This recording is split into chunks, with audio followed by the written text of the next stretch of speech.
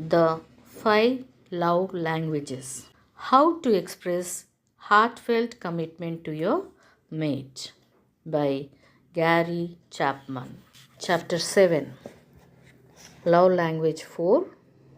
Acts of Service. Michelle sat in the living room, pecking away at the laptop. She could hear sounds from the utility room, where husband Brad was catching up with the piles of laundry. She smiled to herself.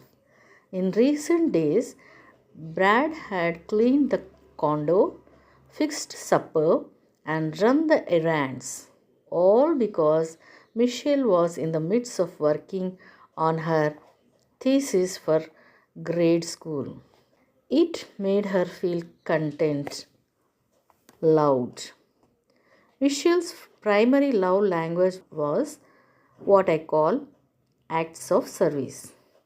By acts of service, I mean doing things you know your spouse would like you to do.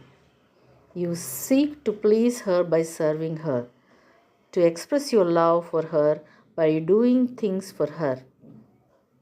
So, it was with Dog and Kate, whom we met in the last chapter. Such actions as cooking a meal, setting a table, emptying the dishwasher, vacuuming, changing the baby's diaper, picking up a prescription, keeping the car in operating condition, paying the bills, trimming the shrubs, walking the dog, and dealing with landlords and insurance companies are all acts of service. They require thought, planning, time, effort, and energy. If done with a positive spirit, they are indeed expressions of love. And they don't necessarily require a lot of time. One man always did the chore of bringing in the garbage cans from the curb at the end of a long work week.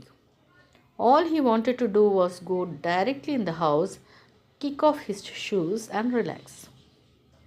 But some nights were different. As I turned down our street and scanned the horizon for the toppled cans, they were nowhere to be seen. My wife had already taken them into the garage. The empty curb was a clear message to me. I was thinking of you. You were with me even when you were gone. Conversation in a mill town. I discovered the impact of acts of service in the little village of China Grove, North Carolina.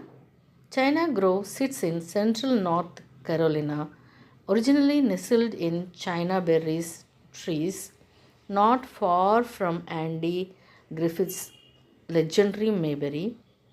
At the time of this story, China Grove was a textile town with a population of 1500. I had been away for more than 10 years, studying anthropology, psychology, and theology. I was making my semi annual visit to keep in touch with my roots. Almost everyone I knew except Dr. Shin and Dr. Smith worked in the mill. Dr. Shin was a medical doctor and Dr. Smith was a dentist. And of course, there was preacher Blackburn, who was pastor of the church. For most couples in China Grove, life centered on work and church. The conversation at the mill focused on the superintendent's latest decision and how it affected their job in particular. The services at church focused mainly on the anticipated joys of heaven. In that pristine American setting, I discovered love language number 4. I was standing under a China berry tree after church on Sunday when a young couple approached me. I didn't recognize either of them. I assumed they had grown up while I was away. Introducing himself, Dave said, I hear you have been studying counseling. I smiled and said, well, a little bit. I have a question, he said. Can a couple make it in marriage if they disagree on everything? It was one of those theoretical questions that I knew had a personal root. I went right to the point. How long have you been married? 2 years, responded, and we don't agree on anything. Give me some examples, I said. Well, for one thing, Mary doesn't like me to go hunting. I work all week in the mill and I like to go hunting on Saturdays. Not every Saturday, but when hunting season is in.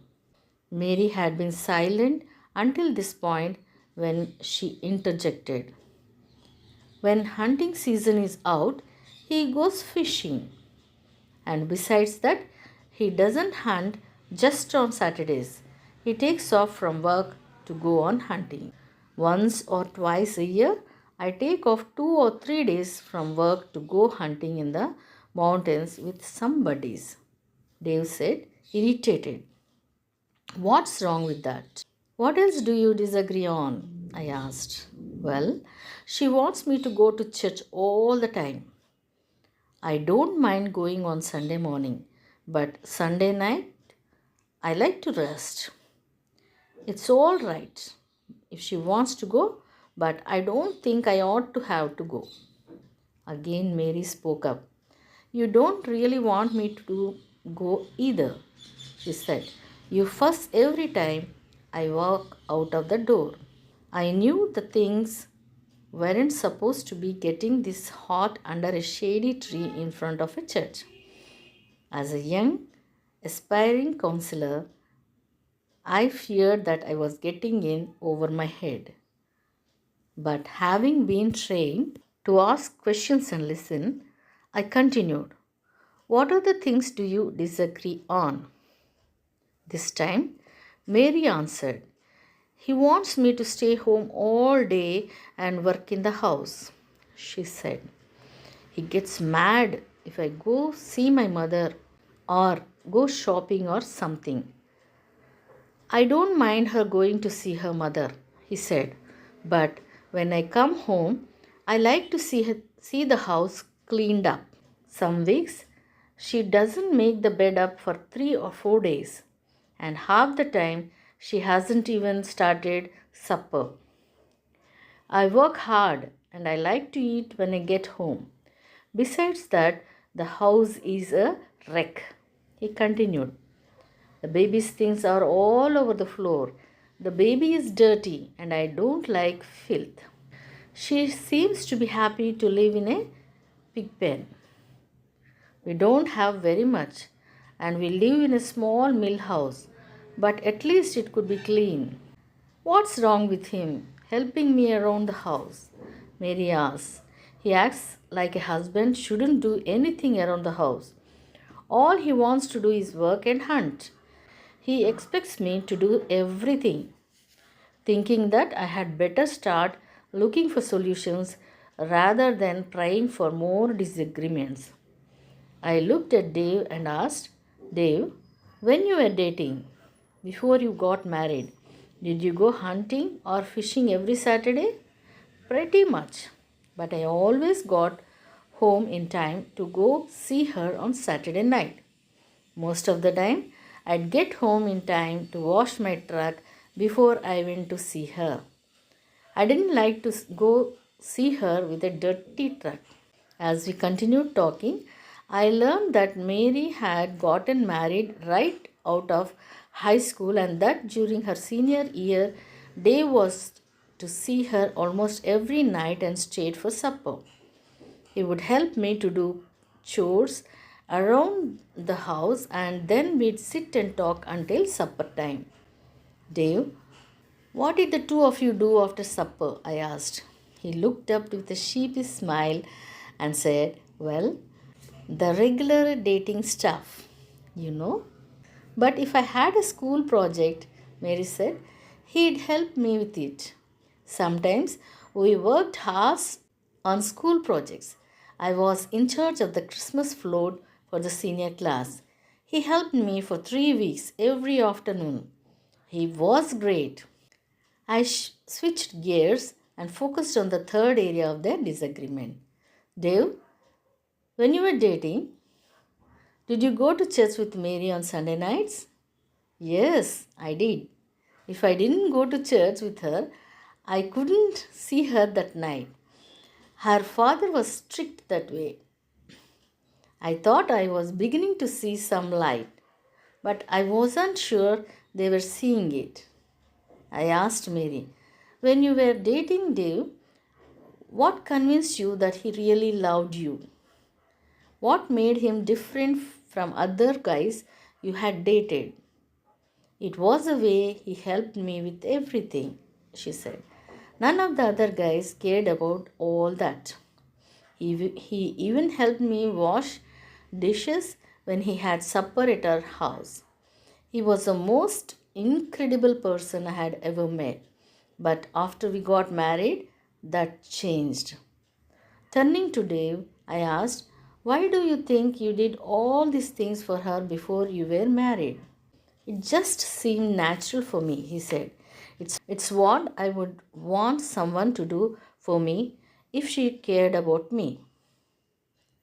And why do you think you stopped helping her after you got married? I asked. Well, I guess I expected it to be like my family.